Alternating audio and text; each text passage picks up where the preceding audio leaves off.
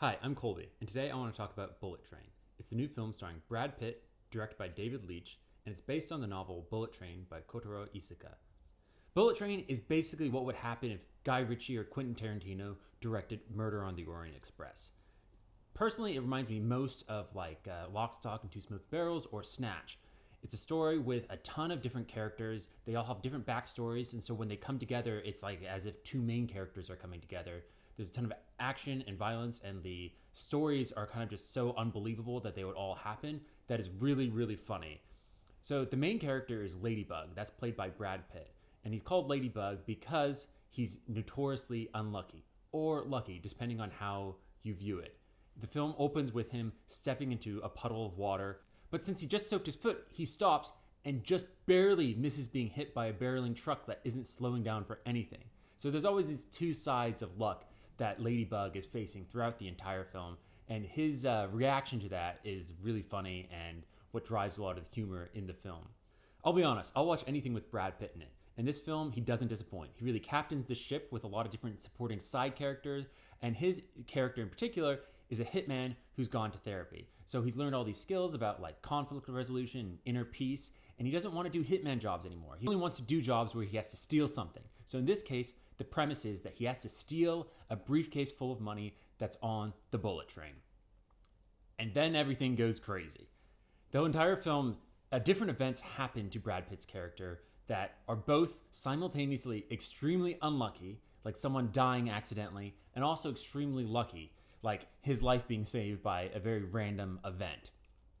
And so his reaction to these events is really funny, and it also drives a lot of questions for how you view events in your life, although probably wouldn't be as crazy as the events that happened in his life.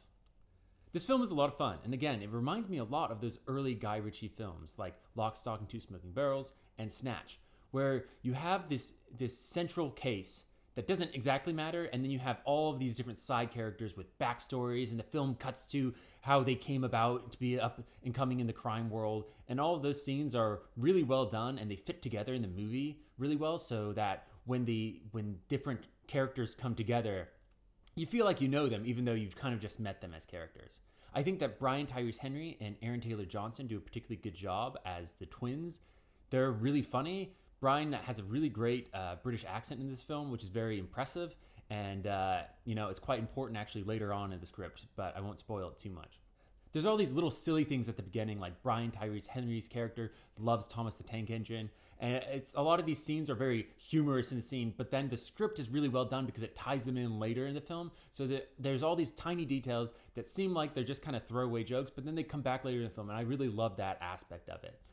Now, this film isn't necessarily going to teach you something new.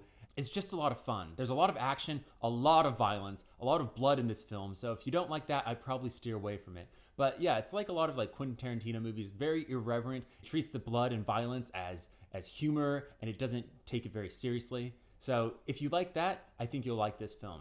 It's kind of fun in a different way that a lot of Marvel movies are. I don't know, the Marvel CGI fight scenes are kind of boring at this point. This film, I think, is a remedy to a lot of that, and so I really like that aspect of it. I think Sandra Bullock also does a really good job. Her and Brad Pitt are talking on the phone throughout the course of the movie, and their scenes are just really funny together, so I appreciated her contributions to the film.